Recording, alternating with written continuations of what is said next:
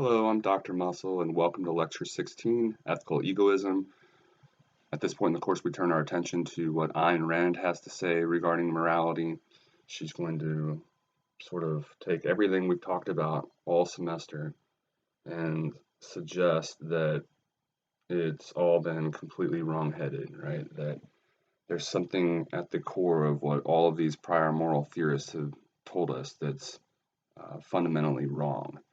In its essence. And so Rand is going to help us discover, not rediscover, but discover for the first time, she suggests, the true essence or proper view, or what the true nature of morality actually is.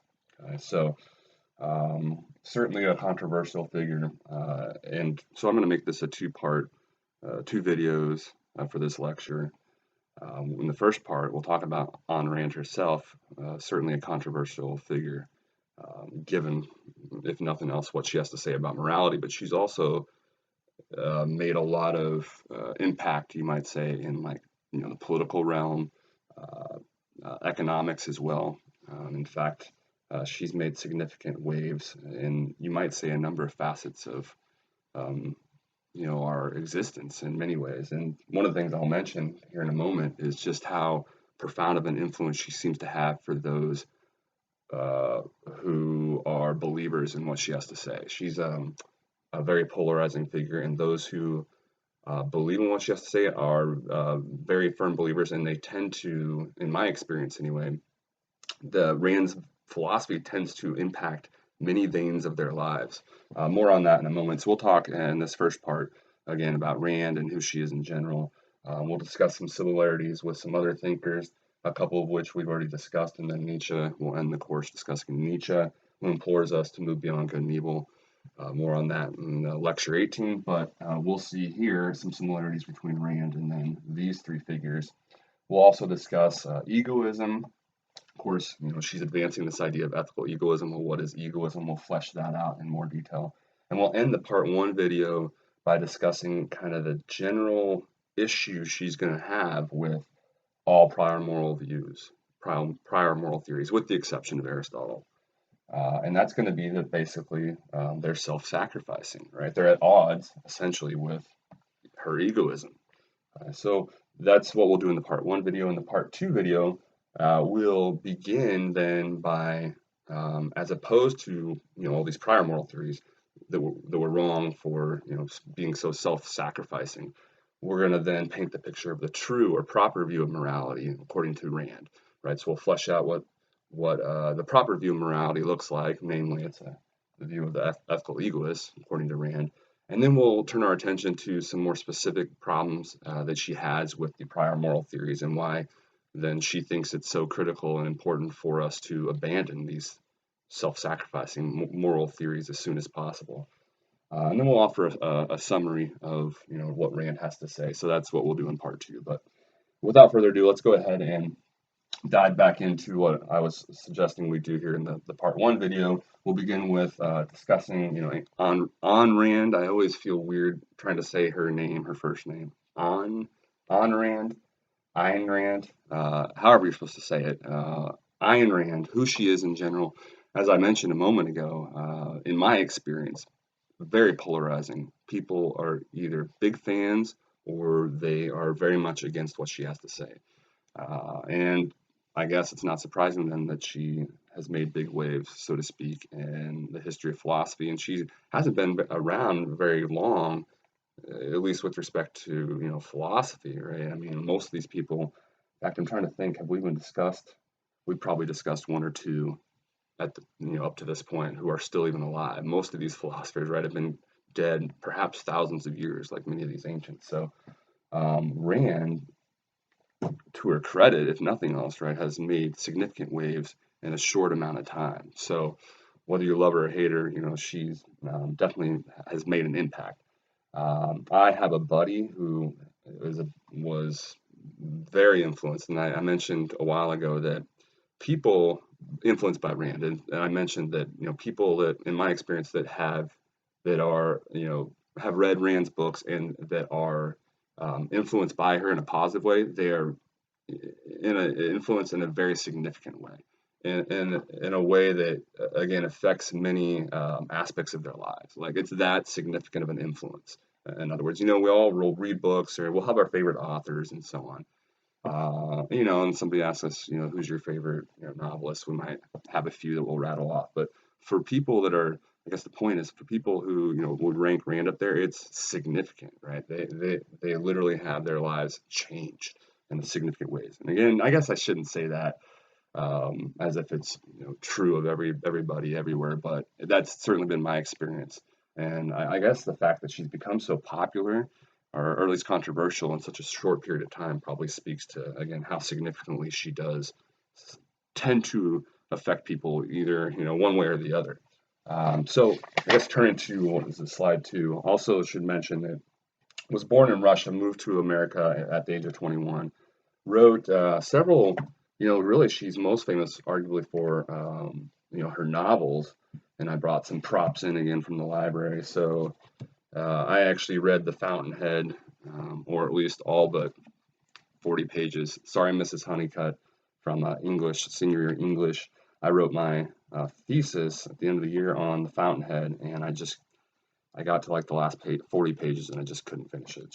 Rand is one of those authors who clearly, is a genius, very good writer. But like Stephen King, I also read a Stephen King novel. It was a Desperation. Same sort of thing where they just seem so, and some of what they say, it just seems so verbose.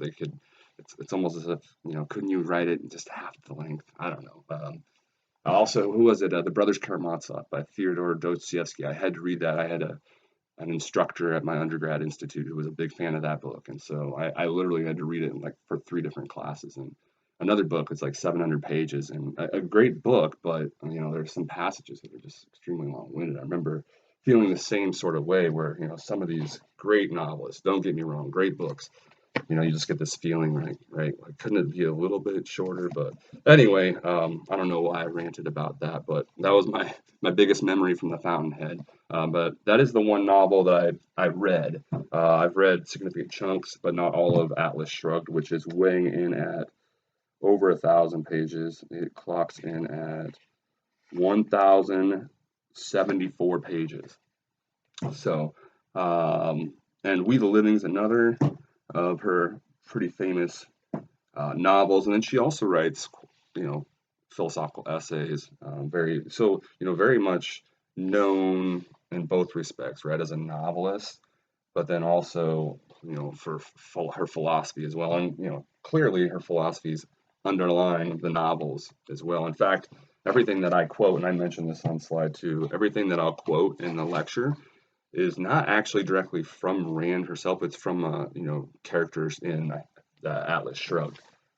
But of course, it's taken to represent Rand's own view. And in fact, the video I link at the very end of the lecture, it's uncanny how similar. So there's the link. It's uncanny how similar in that interview that she does, how similarly she expresses some of the points to the characters in the book. I guess it's not that surprising, right? She wrote the book, but so I guess the point is, right? We can take what the characters say, right, to be indicative then of her thoughts. So that's a very interesting interview as well that we have. There's a few available, by the way. Regardless of what you think of Rand, she is clearly well-spoken, articulate, does great interviews. So highly encourage you to check out not only the one that I provide a link for, but any others that you can find on YouTube. So I mentioned, how, again, very prolific, surprise, surprise, writer, philosopher, known for both, again, fiction, novels, and her philosophy. And her philosophy in general, and she mentions this and speaks about it in the interview, again, that I provided a link to. Her philosophy in general has become known as objectivism, which she, again, herself talks about in interviews. And we're not going to dive too much into what that means, but it's in general, it's just this idea that there is this objective reality, right? I mean, in some sense, to counter Rand real quick, if you think about it, every moment of your life, right, all of reality, as far as you know, depends on your perception of it. How do you know reality exists apart from your perception? Because for all you know, right, it's always been your perception. Rand wants to insist, right, and the underlying essence of objectivism is that, hey, no, don't buy into that, right? You're not that important. There is this objective reality, right, that exists, regardless of if you're here or not, right? That there is this objective reality, and she founds everything in it. But her metaphysics, her epistemological views, and then so too her ethical view is then rooted in this objective reality, right? And so the upshot of that then is going to be her denial of rooting morality and say this God that we can't see, for example, that's not in this um, physical reality, right? That we can all touch, feel, see, etc. So that underlying objectivist sort of view that again shines through even in her ethical views was, I guess, what we want to take from that. So that's Rand in general. Again, fascinating character. Definitely take a look at, let her speak for herself. She's one of the few, as I mentioned, few characters that we're going to be, encountering, or that we've already encountered, that you can actually go and listen to and hear express their own views themselves. Themselves. Okay, so take advantage of that. So turning our attention to slide 3, want to mention then some similarities to some other critical, or not critical, but well-known thinkers. A couple of whom we've already mentioned, Aristotle and Hobbes, and then Nietzsche, who we'll talk a lot more about down the road at the end of the semester in lecture 18. I guess I'll start with Nietzsche. I've mentioned already in past lectures, I have a fair deal or a fair amount of familiarity with Nietzsche, and so too with Rand. I've read a fair amount of Rand, and I remember having a debate with my dissertation advisor once with respect to the degree of influence that Nietzsche had on Rand. And he was insistent that no, they're not that similar, that she wasn't really that influenced. And, I've always I maintained to him, and I still would insist that, there are significant similarities between the two. And I'll mention, some of them as we go. Her critical, if nothing else, her critical review of all prior moral theories, suggesting that they're unhealthy and so on and so forth. We'll see a ton of similarities, and I'll mention similarities when we get to Nietzsche as well, reflecting back on what we're talking about in the Rand lecture, suggesting again how they're similar. But anyway, my dissertation advisor wanted to say no, they're not that similar. Rand was not that influenced by Nietzsche, and I guess in his favor, in the interview that I provide a link to, she herself suggests no, her sole, her only philosophical influence is Aristotle, which I don't know how you could say that. And again, I would maintain that she had to have been familiar with Nietzsche. The similarities are just they're there, and they're too palpable. And again, we'll see the ways in which they're similar as we proceed. So then Aristotle, there's no denying, Rand herself comes right out and is very emphatic about the extent to which Aristotle has influenced her. And you might even argue, he gets kind of an exemption from her criticisms of all prior moral theories, right? He might be the only one that kind of got stuff right. But for the most part, right, all the other prior moral theorists, they're all completely wrong. She has a great deal of respect, though, for Aristotle, who, again, not only was he a primary influence or significant influence, but supposedly the sole influence, her sole philosophical influence was Aristotle. So, and you can see, excuse me, you can see the ways in which, Rand's views and what she has to say is similar to the kinds of things that Aristotle says. They both emphasize, for example, how important happiness is. Eudaimonia, as Aristotle would say, right, that Greek term. Well, that's also critically important for Rand. And what should you do? Ultimately, spoiler alert, whatever promotes your own happiness, your own flourishing and survival. I mentioned, right, in this bullet point towards the middle of the slide, right, she centers her moral theory around the individual's pursuit of happiness. Quote, happiness is the successful state of life, end quote. That's a quote from Rand Atlas Shrugged. Right? So, how do we measure whether or not we're successful? And that even smacks of Aristotle, right? This discussion of purposes, right? Fulfilling our function, and then if we do so well, then we're virtuous. What is successful or doing things well? What does that look like for Rand? Being happy. Okay, well, that's exactly what it meant for Aristotle. So the way they talk about, what our goal is, that's similar. What our goal is, being happy, that's similar. So a lot of similarities with Aristotle, which again she herself makes well known. Okay? And then finally, I would point out that she's very similar to Hobbes because again, we started the course more or less. That was kind of our first moral theory that we dove into was moral conventionalism, Hobbes's theory. So I thought it is of interest to us to then compare what Rand is saying with him because I think they're very similar. They're both egoists, and as we'll see, both versions are both kinds, right? They're both psychological and ethical egoists, and they're going to say things that are very similar.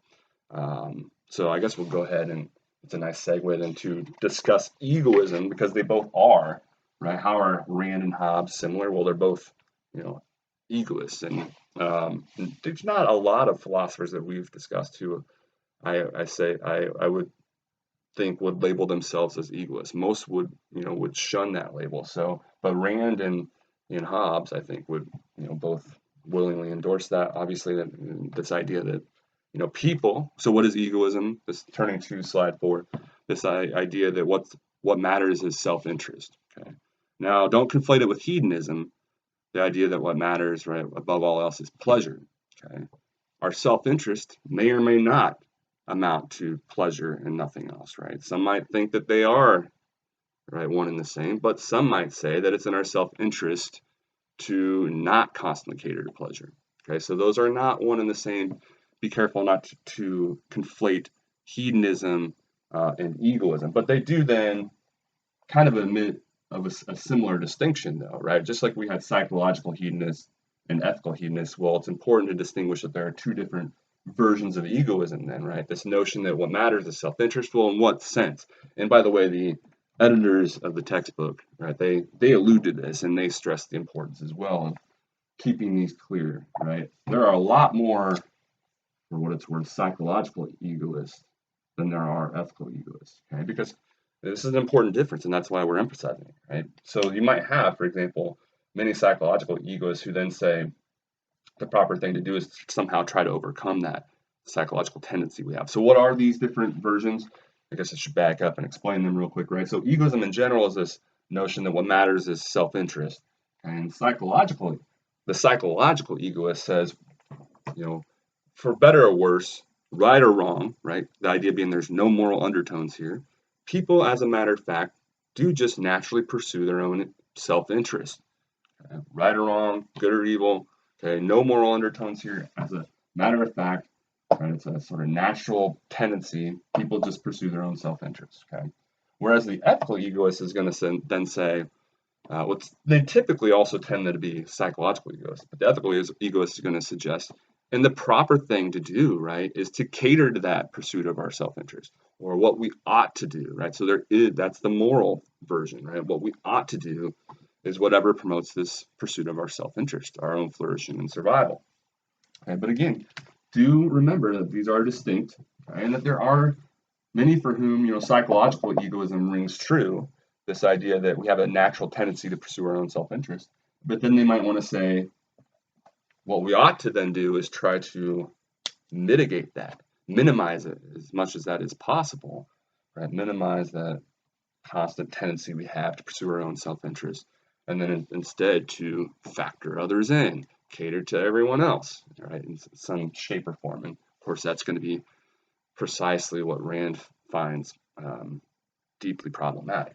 But anyway, so going back to this egoism, know what egoism is in general, but then also know that there are these two distinct flavors, if you will. But her and Hobbes, they're going to subscribe to both these versions. Okay? They're both psychological and ethical egoists. Okay? As a matter of fact, we do tend to pursue our own self-interest. Now, Rand might say, unless we're like sickly and acting on the standard of death, which more on that in a moment, right, are acting like a sacrificial animal, which so many of us, insofar as we're influenced by, she would say, religion and these traditional moral theories, that's what we tend to do.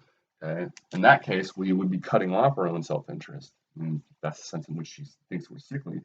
But setting those negative influences aside, if we were to act naturally, right, Rand would say, by all means, right, we have a natural tendency to pursue our own self-interest. And then she, like Hobbes, is going to suggest we ought to do whatever promotes our own self-interest, our own flourishing and survival. Now, that doesn't mean do whatever you want necessarily, right?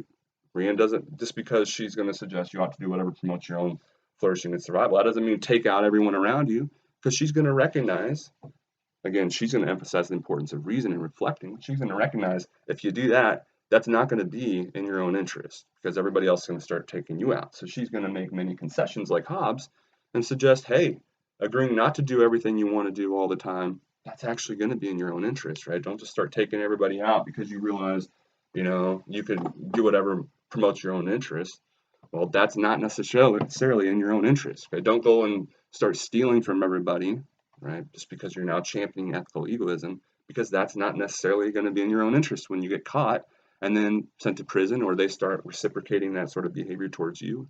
Okay, so be careful. I guess the point here is, just like Hobbes, be careful that you don't, automatically associate certain sort of consequences to Rand's endorsement of ethical egoism. Okay, both like Hobbes, both of these thinkers can endorse ethical egoism and then suggest we ought to be cautious, right? That doesn't mean just start doing whatever you want all the time.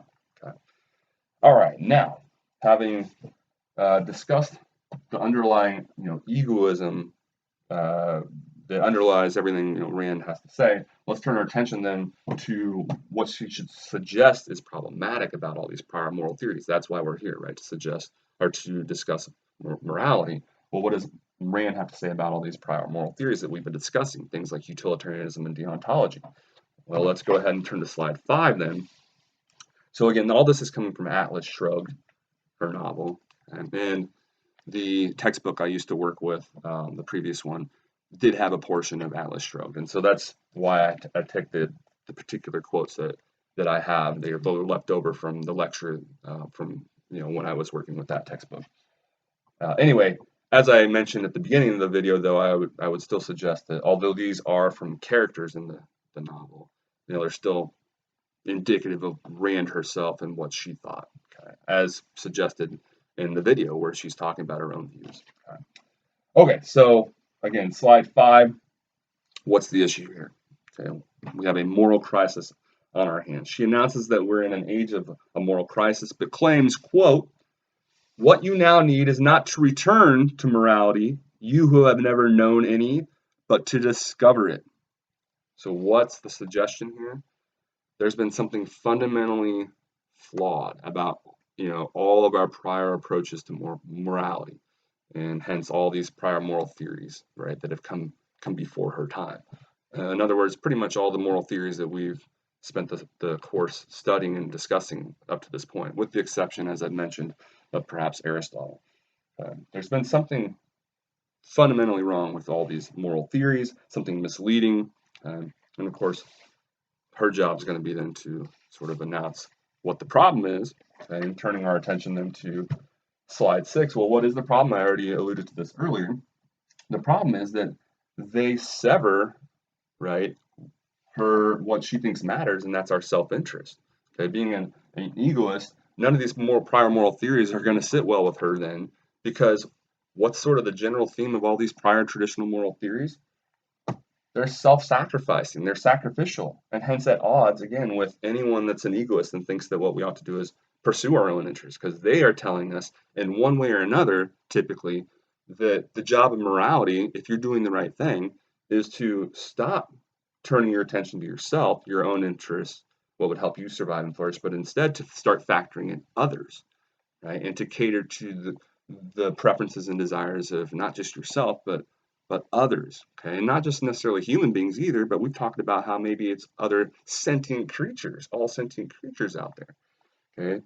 And so in one way, shape, or form, all these prior traditional moral theories, at their core is this tendency, right, or require, if you're living up to these theories, right, and trying to uphold them, it's going to be this tendency then for you to turn away from your own interests and desires, hence sacrifice yourself and cater then to instead others.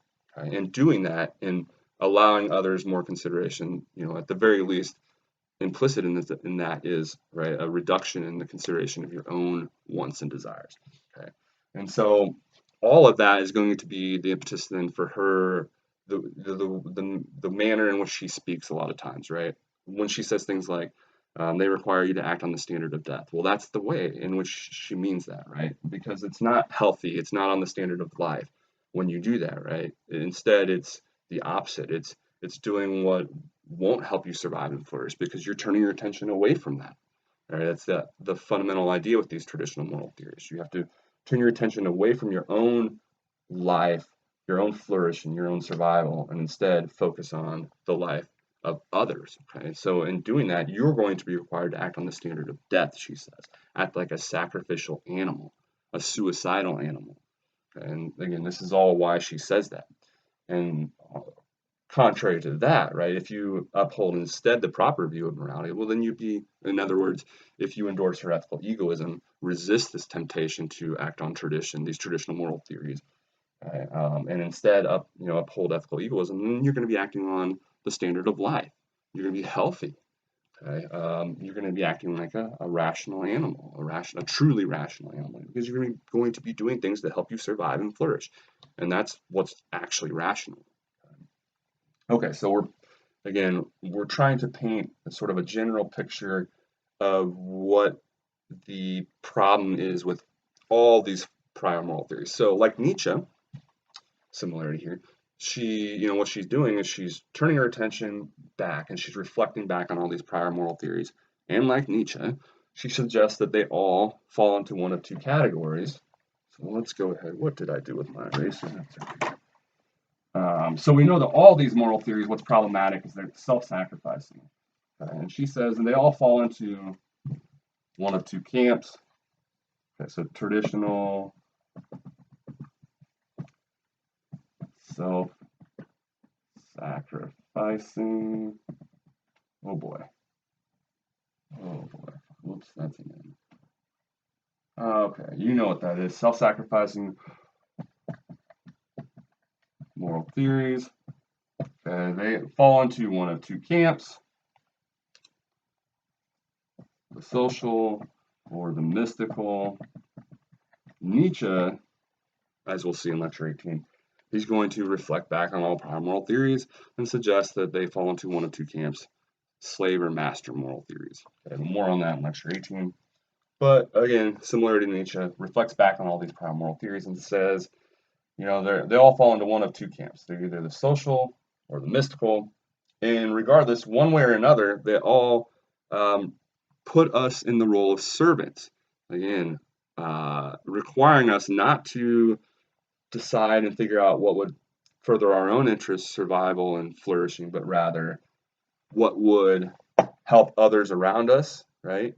What would promote the greatest happiness for the greatest number? Or, and sort of think like more religious moral theories, right? What would behoove God, right? Or what God wants us to do, never mind necessarily what we ourselves want to do, right? So in one way or another, all these prior moral theories, they're requiring us to be servants, either to our neighbors or to God, okay? And in both respects then, one way or another, again, we're cutting off our own healthy existence, if you will, that's implicitly happening insofar as we're taking, removing attention from our own survival, flourishing, and so on, sustenance and so on, and instead devoting attention either to God or to our neighbors. Okay, so again, this is what I'm getting at on slide 6. As a result, she says, quote, "Your pleasure, you have been taught, is to be found in immorality. Your interests will be best served by evil, and any moral code must be designed not for you, but against you, not to further your life, but to drain it." And so we're brought up thinking that morality is about, again, focusing on others, and doing the right thing in some fashion is going to entail not focusing on yourself, but instead focusing on others. And so that's the sense in which she's saying morality, right? Serving morality, right? That's going to be severing your own interest, right? It's against you. So we get the general issue, right? Is that from these traditional moral theories, is they're pitting what's moral, and they're saying, hey, if you're doing the right thing, right? They're pitting that versus what Rand wants to say is what's natural, rational. She would call it, say, practical as well. These prior moral theories, they're suggesting that what's truly what we want to do, what's natural to us, and what's really rational, Rand would say, and what's practical, what's going to help us survive and flourish for a longer period of time. All these moral theories, at least if not explicitly, what's implied in them, right, is that that's all at odds with doing the right thing. Right? Focusing on that, no, that's not doing the right thing. The more you think about yourself, right, and what you want, the suggestion is that's not doing the right thing. And we're, as we'll see in the part 2 video, when Rand discusses all the issues, right, that's going to lead to a large amount of guilt on our part because we can't help. It's natural for us to want to pursue our own interests, to be happy ourselves, and to survive and flourish. But we're told growing up and taught by all these, traditional moral theories that the proper thing to do is not to focus on yourselves. And so when we naturally do this, we can't help but feel guilty, Rand says. Right? But anyway, right, the right thing to do is to stop focusing on yourself so much. Think like Kant. Kant is the perfect example. Okay, the more you allow your inclinations, your own personal inclinations, to steer what it is you're doing. Remember, for Kant, the less morally praiseworthy what you're doing is, and that's exactly what Rand has in mind here. Right, Kant's telling us that what's moral is not catering to what you want, what's of interest to you, what will help you survive and flourish. Right? To do the right thing, you have to not think about that, and instead think about others. Right? Not focus on your own inclinations. This is what is the problem for Rand, right? Is that they're pitting, right, all these traditional problematic moral theories are pitting these two against each other. And of course, what she's going to want to suggest, as we'll discuss at the beginning of the part 2 video, is that a proper view of morality, yes, there is a such thing as morality, right? In the proper sense of it, a proper view of it, the view of the ethical egoist is going to marry these two. Right? The right thing to do is going to be whatever's natural, practical, and rational. Whatever you want to do, whatever's going to help you flourish and survive. Right? But again, the traditional prior moral theories, no, they didn't suggest that. They're suggesting again that these are at odds. Now, of course, they wouldn't probably explicitly say that. Usually, I mean, Kant kind of does in some sense, right? He doesn't necessarily spell it out in these precise terms, but he says, again, doing the right thing means not catering to your own inclinations and so on. Right? And in doing that, again, that's the problem. That's what creates all the issues then, again, the guilt, the lowered self-esteem, which we'll discuss and elaborate on at the end of the lecture 2, or the part 2 video. Okay, so hopefully you're starting to get a feel for the issue here. Sacrificial moral code split, quote, mankind into two enemy camps. One is you, the other is all the rest of humanity, end quote. Quote, no one came to say that your life belongs to you, and the good is to live it, end quote. That's the problem. So both of these types of self-sacrificing moral theories,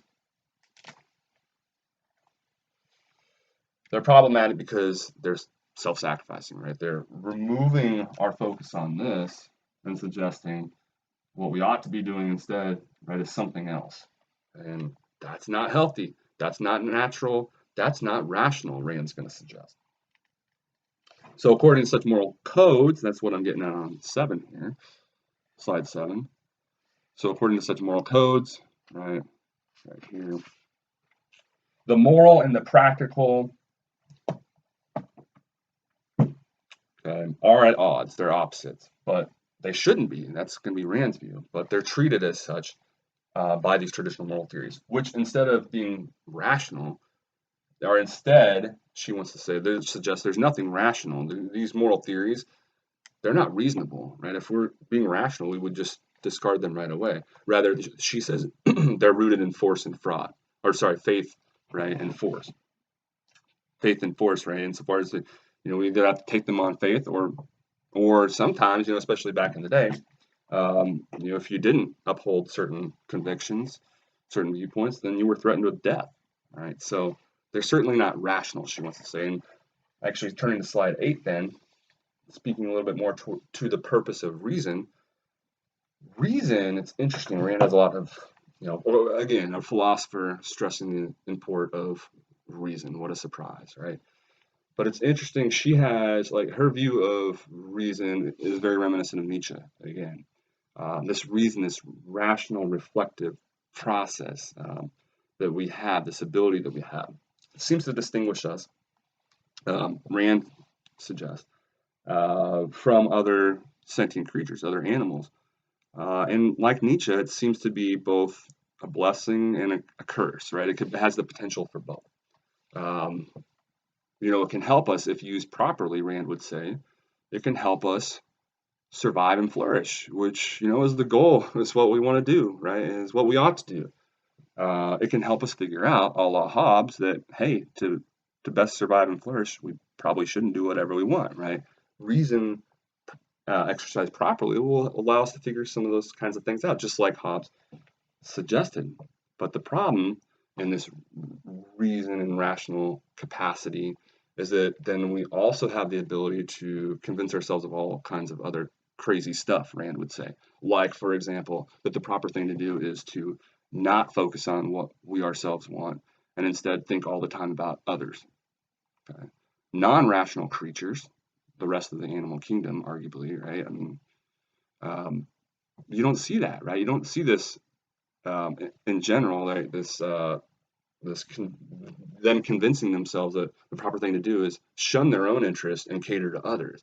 Right? Rather, in all rest of nature, the typical tendency tends to be to constantly be egoistic, right? And to do whatever would promote one's own flourishing and survival. It's only the rational species that has this capacity to fool themselves or convince themselves that the proper thing to do, delude themselves, you might say, into thinking the proper thing to do is to cut off this natural instinct to, want to do what promotes your own flourishing and survival, instead to cater to others. Very reminiscent of Nietzsche. What he'll call the will to power is this, he'll say the will to power expresses anything that's alive. And insofar as it's alive, it's going to do whatever it needs to flourish and survive. And Nietzsche's going to say that, insofar as we become victim to these slave moral theories, as he'll call them, or religions, or so on.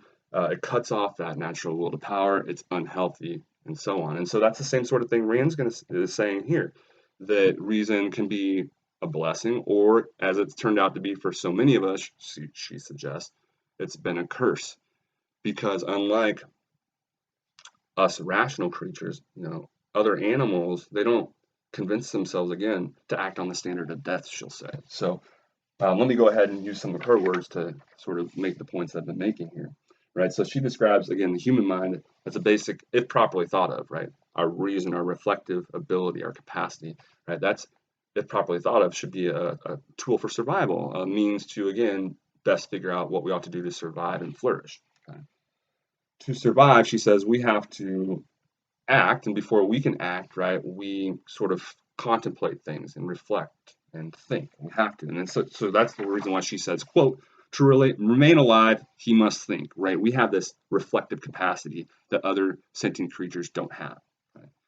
Quote, but to think is an act of choice, end quote. And this is why Rand says, quote, man is a being of volitional consciousness, end quote. And this is going to be, as I mentioned, this is the middle of slide 8.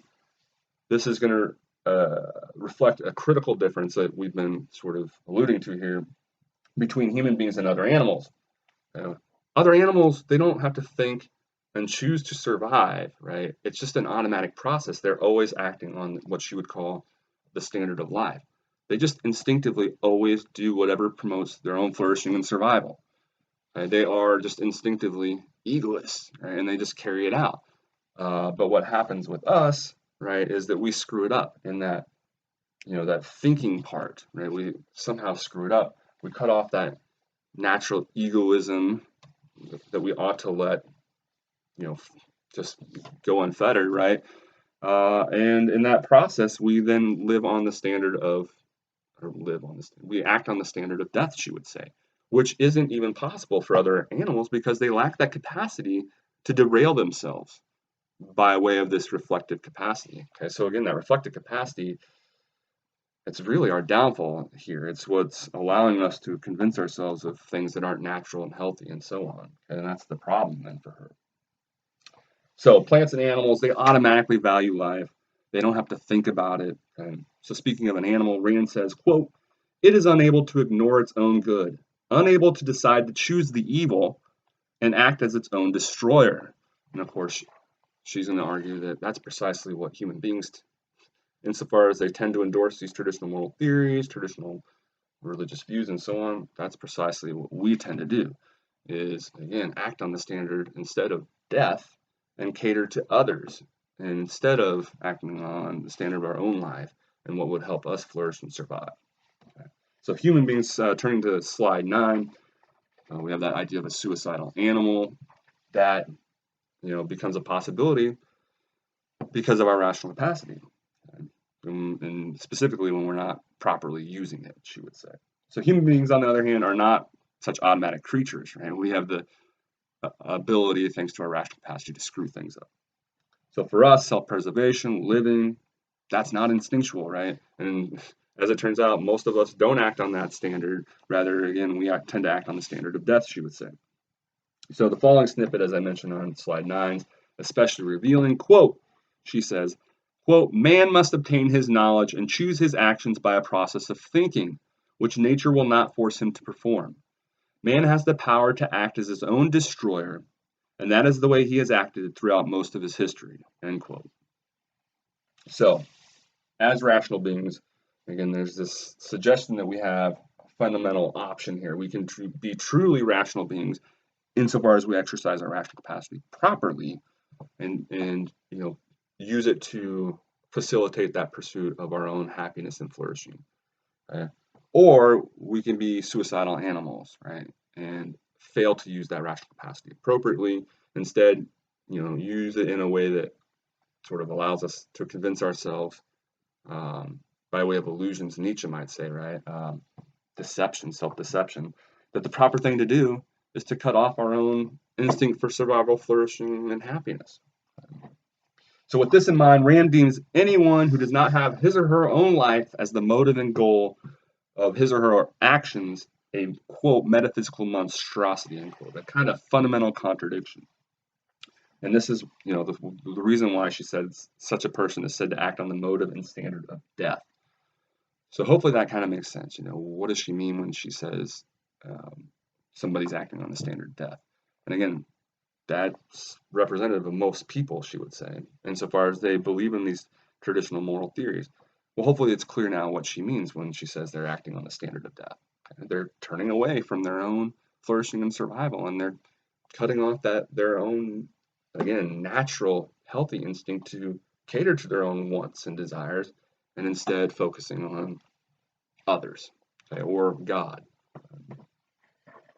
Okay, so I think that's where we'll wrap up the first part video. We've again talked about who Ayn Rand is.